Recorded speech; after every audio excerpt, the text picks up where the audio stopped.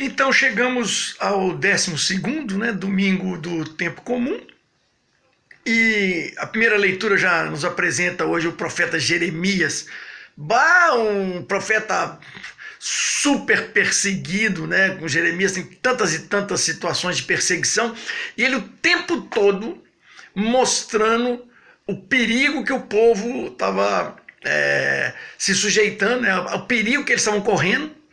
E aí ele é perseguido, ele não é escutado e tal, e acaba então que o povo é levado para o exílio na Babilônia.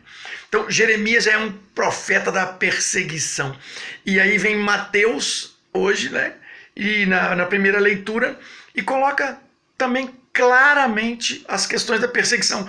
As comunidades de Mateus lá no início da igreja muito perseguidas, então Mateus coloca com clareza aqui, ó, não tenhais medo dos que te perseguem. Porque não tem nada que esteja encoberto que não seja demonstrado. O que eu vos digo às escuras, propagai-o à luz do dia. E o que é te dito aos ouvidos, propagai sobre os telhados. Ou seja, diga as verdades. Vocês serão perseguidos? Claro que serão. Por quê? Porque afinal, vocês são seguidores de Jesus, que também foi perseguido. Veja, isso não tem dúvida nenhuma, né? Jesus não morreu atropelado lá por um dromedário em alta velocidade lá. Claro que não. Nem morreu doente numa cama. Jesus foi assassinado. E por que Jesus foi assassinado? Por causa das coisas que ele pregava, por causa das coisas que ele fazia, porque a tal construção do reino que Jesus propõe, ela exige justiça, ela exige uma equidade. E aqueles que têm privilégios e que estão sentados em cima dos seus privilégios, nunca vão concordar com isso. E até é interessante, agora, dia 24, aí na semana, a gente tem a festa de São João, né? Aliás, esse ano sem quadrilha, sem muita confusão, né? Sem fogueira, sem quentão, sem aglomeração, uma festa tão popular. Mas pra gente lembrar, tá aí, e São João? Tá, não é o João Evangelista, é o São João Batista, né? E que coloca claramente aqui no Evangelho de Lucas, que apresenta São João Batista, coloca raça de víboras, se dirigindo às pessoas que continuavam insistindo em manter aquela situação de injustiça. Então, São João ainda diz, aí o pessoal pergunta, mas então o que nós temos que fazer para ser digno e tal? E ele é curto e grosso. Se tu tens 2 túnicas, tem que dar uma. Se tu tem o que comer, reparte a metade. São João instituindo aqui o dízimo de 50%. Então a situação é muito clara. Enquanto houverem situações de injustiça, pessoas com fome, pessoas doentes, alguma coisa vai mal. E se essas situações existem, a mentira, a maledicência, o fake news, e isso tudo está por aí, sem ser denunciado, se está sendo camuflado, alguma coisa vai mal.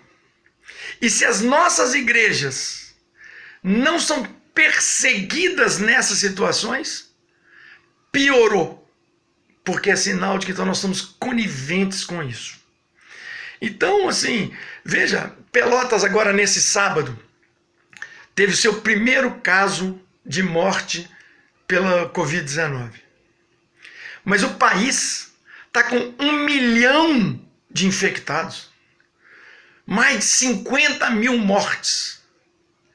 E autoridades dizem, não, que não tem nada disso, é uma gripezinha. Para com isso. E o pior é que a gente tem pessoas nas nossas comunidades, cristãos católicos, que ainda estão nesse discurso. Isso é tudo mentira. Estão inventando isso. Como assim? Até onde vai a ignorância? A não ser que claramente são pessoas que não querem entender. Tem medo do entendimento. Não querem olhar o óbvio.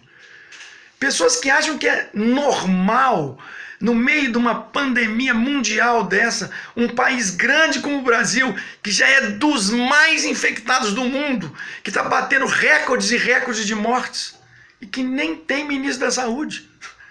É muito louco isso. E as pessoas acham isso normal.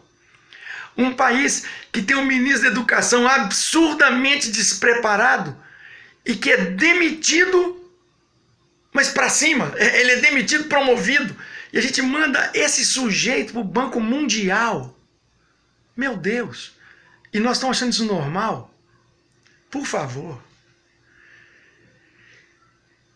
Que é feita uma prisão de um sujeito procurado, acusado claramente de participar de rachadinha, de crime, de participação de milícia, de participação na morte da Marielle, de fake news. Esse sujeito está escondido na casa de um advogado. O advogado é inacreditável. O advogado da família do presidente da República.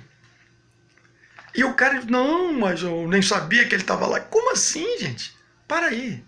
Tudo tem que ter um limite, né? Tudo tem que ter um limite. Então aqui, vamos aprofundar as questões. Vamos falar do que está ligado diretamente na nossa fé. Nós precisamos ir contra, denunciar tudo que está errado.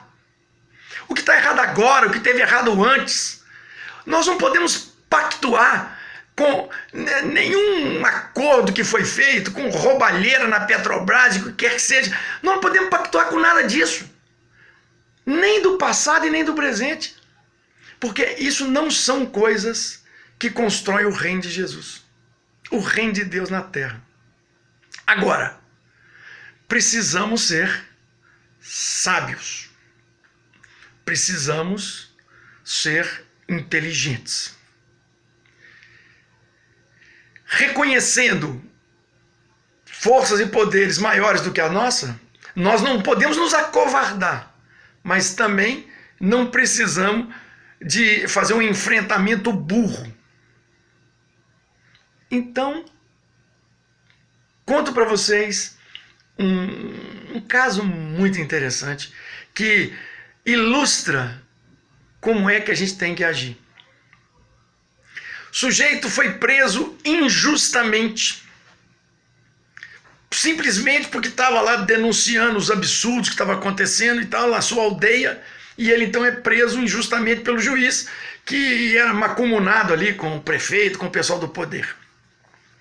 E como ninguém tem prova contra ele, o juiz no julgamento fala assim, bom, então nós vamos fazer o seguinte, como existe dúvida, nós vamos sortear a sua sentença.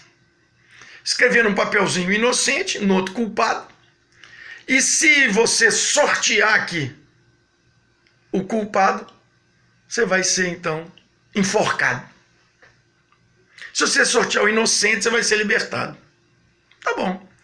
Mas o juiz, muito desonesto, pega os dois papeizinhos e escreve culpado, culpado, e põe lá no pote para o cara sortear. O cara, percebendo que alguma coisa ia mal, provavelmente já inspirado pela força da sua espiritualidade, ele sorteia o papelzinho na frente de todo mundo, põe na boca e engole. Aí todo mundo fica assim, oh, o que você fez? Ele falou, não, o que eu sorteei para mim, eu engoli. Abre o outro é o que sobrou. Se tiver culpado ali, é porque o que eu engoli era inocente. E eles abrem o papelzinho e está escrito culpado, então ele é libertado. É disso que eu estou falando. É isso que Jesus propõe. Que a gente seja inteligente nas nossas ações, mas que ao mesmo tempo a gente não se curve ao que está errado, à injustiça, e conforme diz Mateus hoje aqui no seu evangelho, que aquilo que vocês sabem, que foi sussurrado no teu ouvido, que você proclame do alto dos telhados. A construção do reino de Deus se dá pela justiça, pela proteção aos mais pobres, aos doentes, aos que estão sofrendo. Amém.